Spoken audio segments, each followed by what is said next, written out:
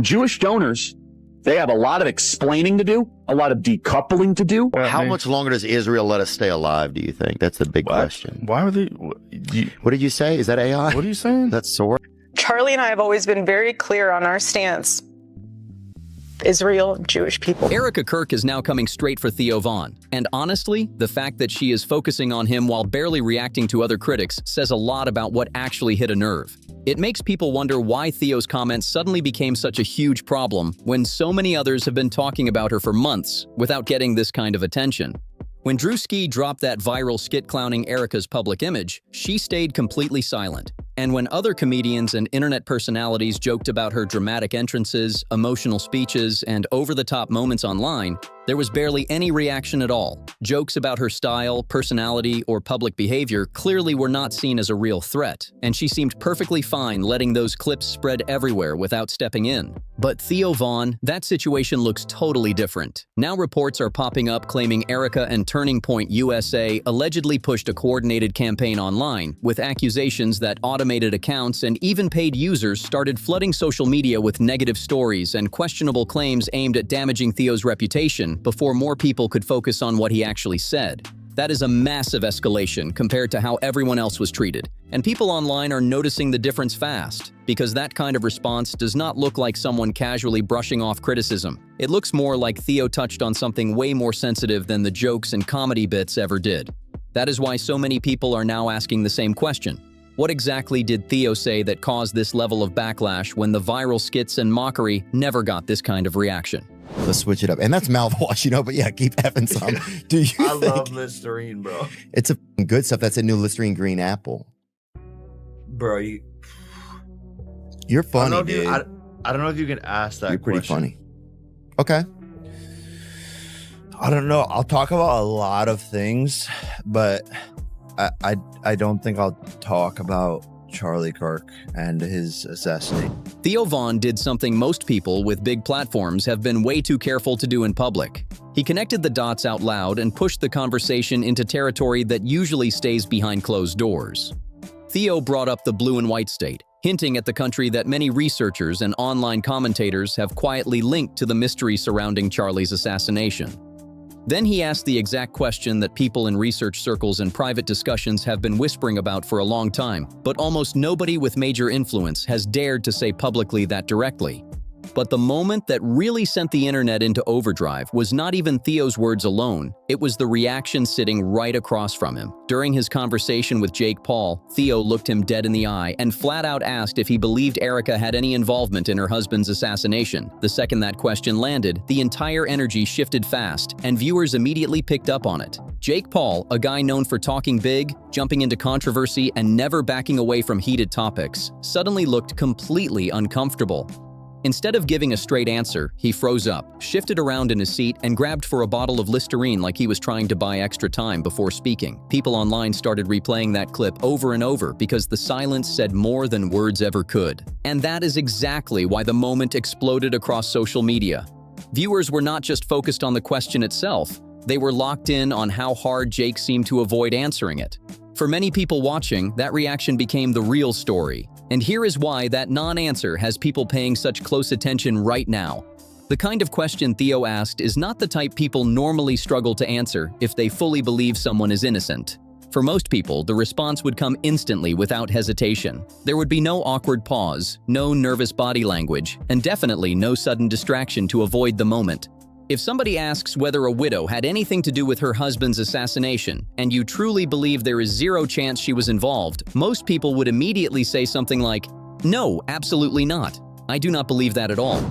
Is so especially effective when you hear Theo Von speak, because he isn't an expert, because he's not trying to be a genius, and it really is coming from his heart. And he shared some choice words regarding Israel and the war that's happening. Like, I love Theo Von for that. And you can just hear the sincerity in his voice versus the propaganda that they're giving us. I feel the same way. I don't know how people can look at what they did in Gaza and believe that that's godly, that it's prophecy, that it is anything but exactly what Theo says, that feels satanic, why we're not allowed to have perspectives, why we're not allowed to have jobs, why we have to be harassed, why our advertisers have to be called, why we have to be censored from YouTube, why they have to smear us and libel us. And like I said, bravery inspires bravery. And truth is going to... That kind of answer usually does not require extra thought or visible discomfort, because the position is already clear in your mind. But what caught viewers off guard was how much Jake Paul seemed to struggle with the question. Instead of shutting it down quickly, he appeared uneasy, started shifting around, fidgeting, and reaching for mouthwash like he needed extra time before responding. That reaction instantly became the focus online because people started wondering what exactly was going through his head in that moment. Some viewers believe the hesitation looked less like confusion and more like someone carefully thinking through what they could safely say in public. Others think he simply did not want to get pulled into a dangerous or explosive conversation. Either way, the clip spread everywhere because the reaction felt completely different from the bold personality Jake normally shows online. Jake has built his entire image around speaking loudly, jumping into drama, and acting fearless in interviews and podcasts. But one direct question about Erika Kirk suddenly changed the whole vibe of the conversation, and people online are still analyzing every second of it.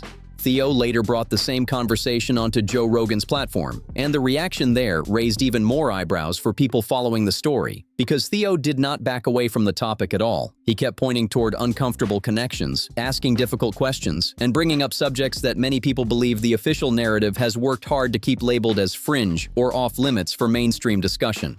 What really stood out to viewers was Joe Rogan's reaction during parts of the conversation. Rogan had already hinted at some of these ideas before on his own podcast, including comments about Erika's unusual behavior and theories floating around online about people influencing situations behind the scenes. But when Theo started pushing deeper into those same topics directly in front of him, Rogan suddenly appeared much more uneasy than people are used to seeing. Fans noticed the shift immediately because Joe has built his reputation on staying calm while discussing controversial subjects with politicians, celebrities, fighters, and high-profile guests. This is someone known for walking straight into risky conversations without looking nervous. Yet, during this discussion, many viewers felt like he was trying to redirect the conversation and move away from certain details as fast as possible. Then, Theo brought up the Iran angle, and according to many people watching online, that became the turning point that changed everything. He connected the topic to Charlie's public statements before his death, the pressure surrounding his political influence, and questions about who may have benefited from him being removed from major foreign policy conversations in America. And according to multiple online observers, that was reportedly the moment Erika Kirk allegedly became furious. All of the Israelis, sue! If your feelings are hurt, sue! Sue! That's like, I think Ben Shapiro to the show. She should sue her! Sue them. Sue them. Everybody's just jealous of you. It's like, there's something that's just so middle school about this. It's, no, we want to know who killed Charlie Kirk. So could you park aside the lawyers and get information for us, Trump? No, you can't do that, can you? Not the jokes, not the internet mockery, not the comments about dramatic entrances or emotional public appearances. People believe it was the foreign connection discussion and the direct naming of political interests that truly escalated the situation. Because if someone believes Charlie Kirk's death was not the act of just one isolated person, then they also believe he was far from a random target. Charlie had been publicly pushing back against growing tensions with Iran during a time when major political interests inside and around Washington were heavily invested in controlling that conversation. That is exactly why some people think his public stance created enemies in very powerful circles. He was also giving a platform to voices questioning foreign influence over American politics, media narratives, and major institutions. According to people following these theories online, Charlie had started moving into territory that made certain groups extremely uncomfortable. The belief is that he became a problem for individuals with influence, resources, and strong motivation to stop those conversations before they gained even more traction. Theo Von then stepped directly into that debate and openly named some of those interests during public discussions, which is why many viewers believe the backlash exploded so quickly afterward. Supporters of Theo claim the response felt immediate, organized, and heavily focused on damaging his credibility before more mainstream audiences started paying attention to the connections he was talking about.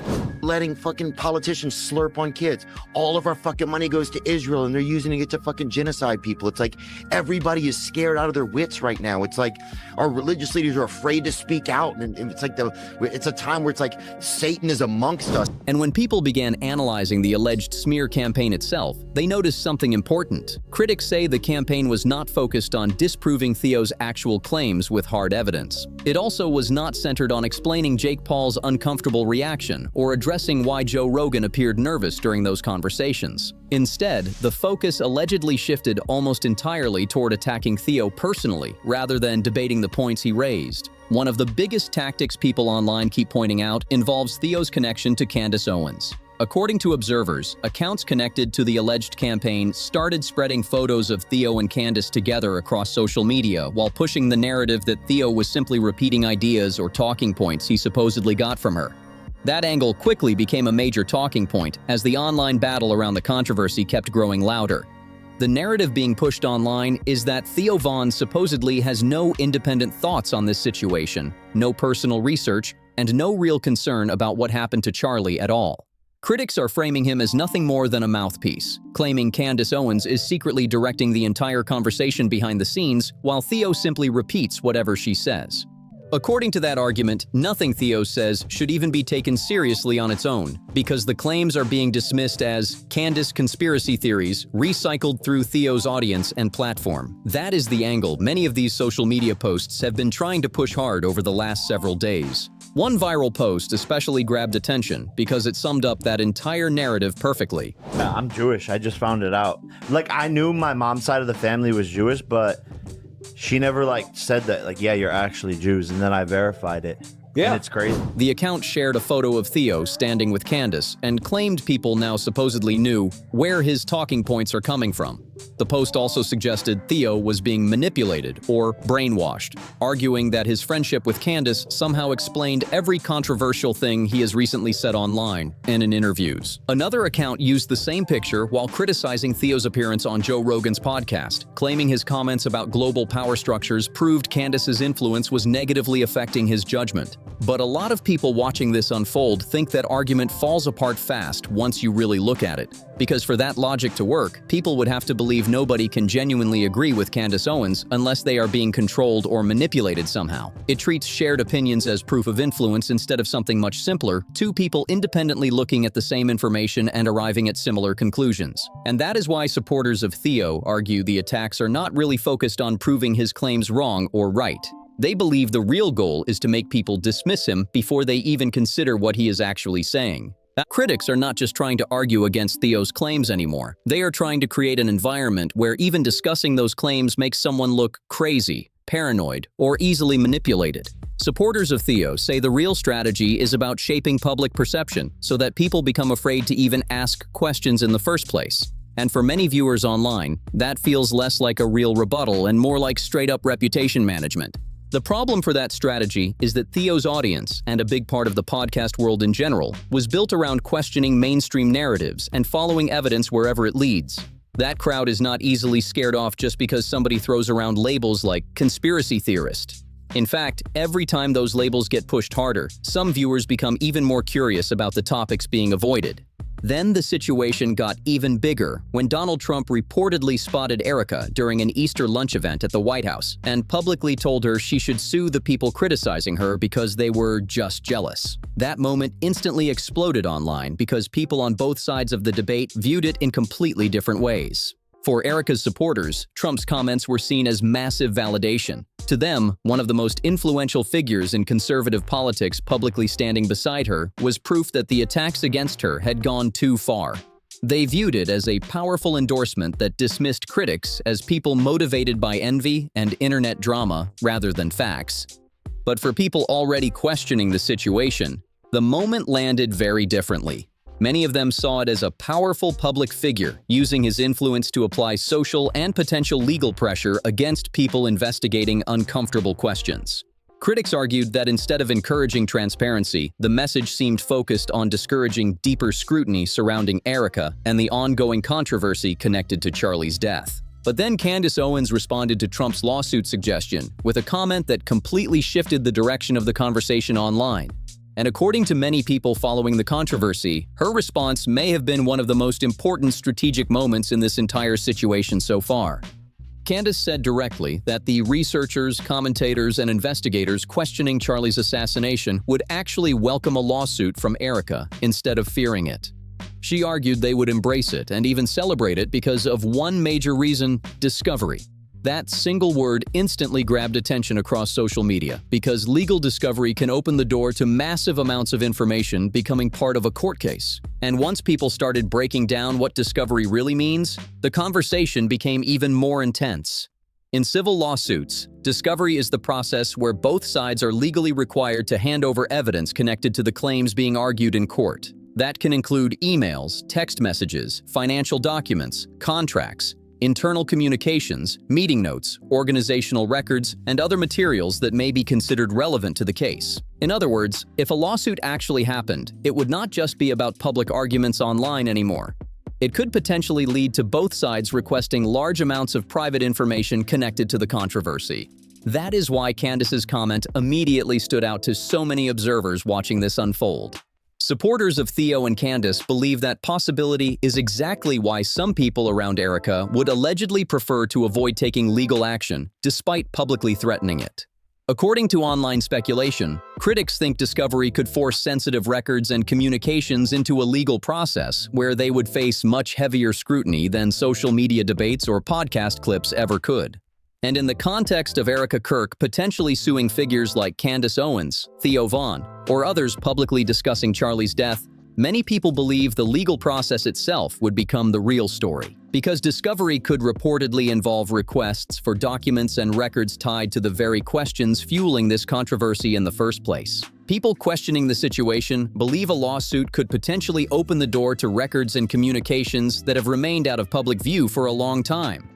That includes financial records connected to the period when Charlie reportedly ordered audits, communications from the days leading up to his death, questions surrounding the succession audio, and internal discussions tied to employees who allegedly faced backlash after expressing concerns about Erika's leadership.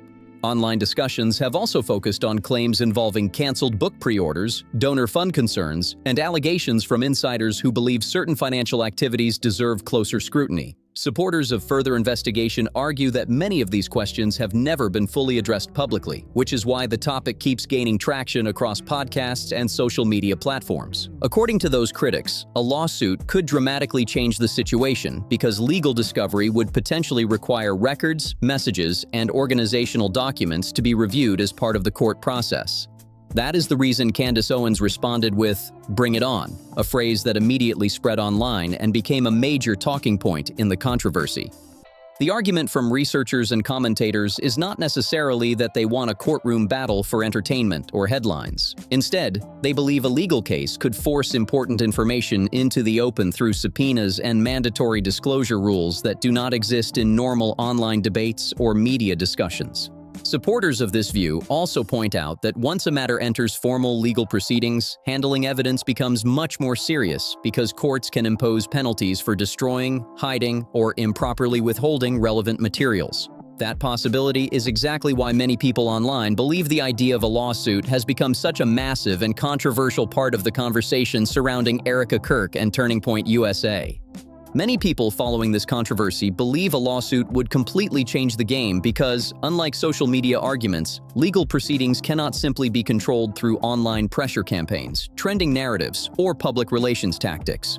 Once litigation officially begins, the discovery process follows strict legal rules, and those rules do not suddenly change just because one side becomes uncomfortable with what could be uncovered. That is why some observers think the response to Theo Von's comments has been so revealing. Critics point out that instead of seeing immediate lawsuits filed in court, the situation allegedly turned into online attacks, smear campaigns, and coordinated efforts to damage Theo's credibility across social media platforms. Supporters of Theo argue that if Erika truly believed the facts, records, and evidence fully supported her position, then taking legal action would be the strongest possible move. A lawsuit could potentially force critics into expensive legal battles, put their claims under formal scrutiny, and, if successful, create a court ruling rejecting the accusations entirely. That kind of legal victory would carry enormous weight publicly and politically. But according to people skeptical of Erika's side of the story, that is not the direction things have gone. Instead, they claim the focus has shifted towards social media tactics, including negative posts, screenshots highlighting Theo's friendship with Candace Owens, and repeated attempts to frame researchers or commentators as irrational conspiracy theorists being influenced by unreliable sources.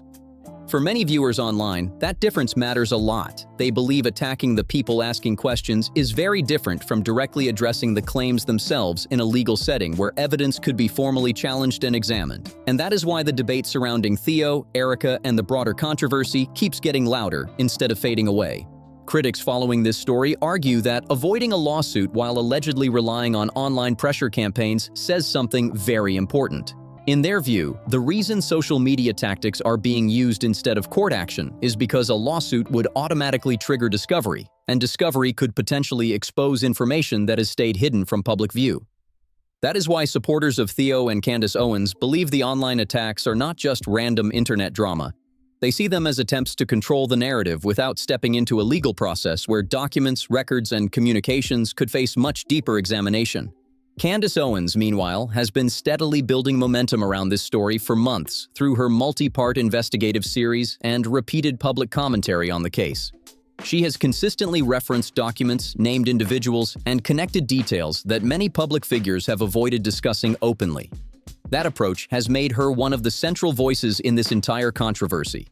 Then after Trump publicly encouraged Erika to sue her critics, Candace responded with comments that immediately reignited the debate online. She claimed more information was still coming, including additional details about Erika, alleged handlers, and what she described as the real assassins connected to Charlie's death. Those remarks spread rapidly and pushed the conversation into even more explosive territory. By using terms like handlers and real assassins, Candace made it clear she does not accept the official version of events as complete.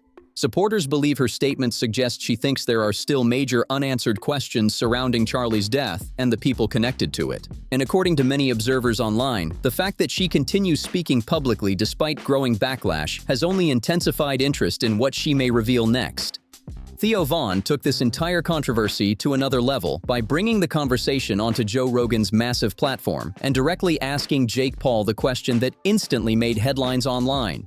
The moment Jake reached for the Listerine instead of giving a clear answer became one of the most replayed clips tied to this story, and people have been analyzing it non-stop ever since. Theo also pushed the discussion further by openly referencing the blue and white state connection, saying out loud what many online commentators and researchers had only hinted at privately before. And because he did it on huge platforms with millions of listeners, the audience around these theories suddenly expanded in a major way. A lot of Theo's audience already tends to question official narratives and mainstream explanations, especially when powerful political or institutional interests are involved. That is why many viewers were immediately drawn deeper into the discussion after hearing him raise these topics so directly. For some people following the situation, Theo's comments strengthened their belief that the public version of events surrounding Charlie's death may not tell the full story. What really changed the dynamic, according to online observers, is that Theo does not fit the typical profile critics usually target. Comedy skits can be brushed off as jokes. Random social media posts can be dismissed as partisan attacks or internet drama. Individual reporters can be criticized or ignored. But when someone with Theo's reach and broad audience starts asking the same difficult questions publicly, the situation becomes much harder to contain, especially when viewers believe the reactions from major figures looked more nervous and evasive than calm and confident. That is why many people online think the controversy reached an entirely new stage after Theo stepped into it. Supporters argue that once conversations like this spread across massive podcasts and mainstream internet culture, simple smear campaigns and coordinated social media attacks become far less effective at shutting the discussion down. Jake Paul froze up when Theo Von asked him a direct question. Joe Rogan suddenly looked uncomfortable and tried steering the conversation somewhere else. Erika Kirk allegedly responded to growing public scrutiny, not with detailed explanations or evidence, but with what critics describe as coordinated social media attacks.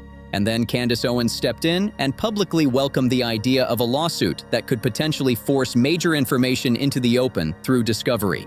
For a lot of people watching this unfold online, all of those reactions together are pointing toward the same bigger issue. Supporters of further investigation believe something about the official story surrounding Charlie Kirk's death, the people connected to him, and the timeline of events simply is not adding up cleanly anymore. That is exactly why the conversation keeps getting louder instead of disappearing. What has really fueled the controversy is how different public figures reacted once the pressure increased. Theo Von openly said what many others were too nervous to say publicly. Jake Paul appeared visibly uncomfortable instead of confidently shutting the question down. Joe Rogan shifted the discussion away when things became more intense. And critics claim Erika's side focused more on attacking the messengers than directly addressing the claims being raised. Then Candace Owens added even more fuel to the fire by publicly saying, "Bring it on," when the idea of lawsuits came up. That moment convinced many viewers that this situation is far from over and that even bigger revelations could still be ahead. And now people everywhere are asking the same question: why do these reactions seem so tense if the official story is supposedly airtight? That question alone is keeping this controversy alive across podcasts, social media, and political circles every single day. If you enjoyed this breakdown, make sure to like the video, subscribe to the channel, share this with your friends, and drop your thoughts in the comments below.